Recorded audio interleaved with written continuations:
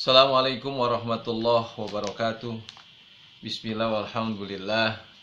Wassalatu wassalamu ala rasulillah wa ala alihi wa sahbihi wa mawalah amma ba'd.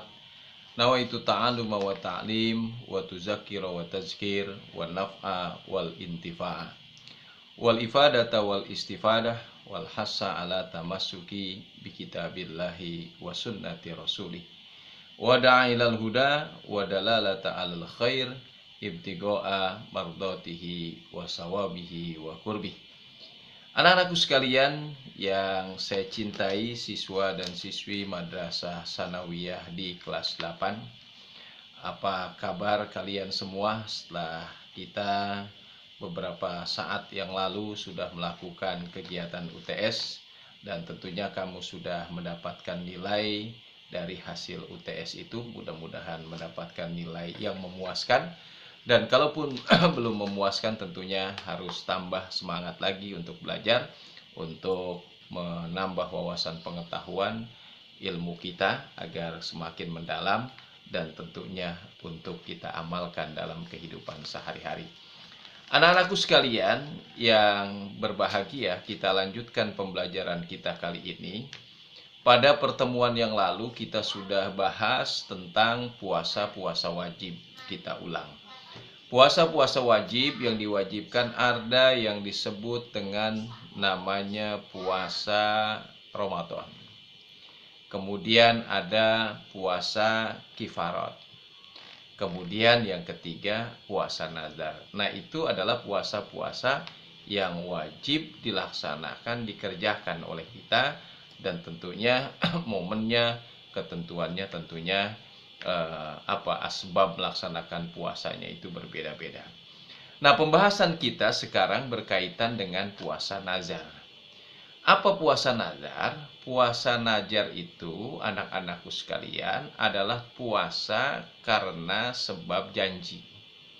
Jadi janji kita kalau mendapatkan sesuatu, atau janji kita kalau kita sesuatu yang kita harapkan sesuai dengan keinginan kita, maka kita gantungkan saya akan puasa. Jadi berjanji kepada Allah, kalau apa yang kita inginkan tercapai, saya akan puasa. Nah, itu puasa nazar, yang kalau apa yang kita inginkan tercapai, kita janji dengan puasa, wajib dilaksanakan. Itu namanya puasa nazar. Jadi puasa karena janji. Puasa yang asalnya tidak wajib, gitu ya, bahkan tidak ada hukum untuk berpuasa, itu akan menjadi wajib karena sebab nazar, karena sebab janji itu. Misalnya, ya, ada seseorang, dia bercita-cita menjadi ASN.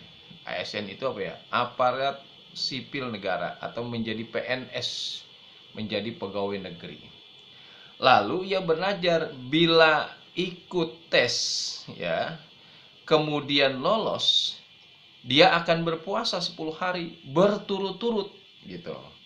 Maka hukum puasa 10 hari berturut-turut baginya itu adalah wajib. Ya, ini yang menjadi dalil dalam Al-Quran, bukan dalam Al-Quran, dalam hadis Rasulullah Shallallahu Alaihi Wasallam, riwayat Imam Bukhari, kata Rasulullah, man nadzara ayyuti Allah falyuti'hu. Barang siapa bernazar untuk taat kepada Allah, maka penuhilah nazar itu. Artinya wajib laksanakan, ya, nazar itu, ya. Kemudian dari Ibnu Umar, anna Umar radhiyallahu anhu nazara fil jahiliyah ayyatakifa fil masjidil haram. Qala arahu qala lailatan qala lahu Rasulullah sallallahu alaihi wasallam aufi binadrika. Dahulu di masa jahiliyah, Umar radhiyallahu anhu pernah bernazar untuk beriktikaf di Masjidil Haram, yaitu iktikaf pada satu malam. Lantas Rasulullah Shallallahu Alaihi Wasallam bersabda kepada Sayyidina Umar, tunaikan nazarmu. Nah, itu jadi puasa nazar itu sesuatu yang tidak wajib karena berjanji menjadi wajib. Nah, jika seseorang bernazar dan mampu ditunaikan, maka ia wajib menunaikan. Namun jika nazar yang ia ucapkan kemudian menjadi tidak mampu ditunaikan, atau katakanlah mustahil ditunaikan, maka ia tidak wajib menunaikan. Seperti misalnya bernazar mewajibkan dirinya berpuasa 10 tahun berturut-turut, nggak kira-kira. Ya, maka nazar tersebut tidak wajib ditunaikan, dan sebagai gantinya dia harus melakukan apa? Kafaroh sumpah istilahnya. Jadi sebagai gantinya yang tidak bisa ditunaikan, kafaroh sunnah. Apa kafaroh sunnah? Kafaroh sumpah itu? Pertama, bisa memberikan makan kepada 10 orang miskin gantinya. Atau kalau tidak bisa, memberi pakaian kepada 10 orang miskin. Atau kalau ada, memerdekakan 1 orang budak. Itu sebagai ganti nazar puasa yang tidak mungkin dilakukan. Nah, itu anak-anakku sekalian, puasa nazar. Jadi puasa nazar itu puasa karena sebab janji. Nah, harapan saya, bernazar itu memang sesuatu yang menjadi motivasi kita untuk melakukan satu perbuatan sesuai dengan keinginan, tapi menjadi catatan kita bersama, jangan sampai bernazar kemudian yang mustahil dilakukan, yang tidak mungkin terwujud. Nah, kalau bernazar dengan sesuatu yang maksiat, bagaimana? Tidak wajib dilaksanakan. Gitu. Oleh karena itu, boleh bernazar, tapi bernazarlah yang sesuai dengan kemampuan. Nah, selanjutnya anak-anakku sekalian di siswa-siswi kelas 8, ini ada beberapa pertanyaan ya.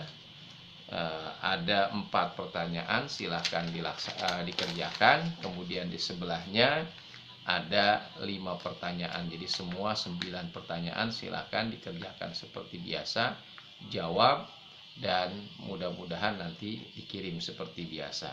Nanti kita akan lanjutkan pelajaran kita tentang puasa-puasa sunnah. Mudah-mudahan ini menjadi penyemangat kita untuk senantiasa kita terus belajar, menambah wawasan kita, menjadi sebuah ilmu yang kita amalkan dalam kehidupan sehari-hari. Demikian, mudah-mudahan pertemuan kita ini menjadi berkesan. Sampai jumpa pada pertemuan-pertemuan yang akan datang. Salam sehat, tetap semangat. Assalamualaikum warahmatullahi wabarakatuh.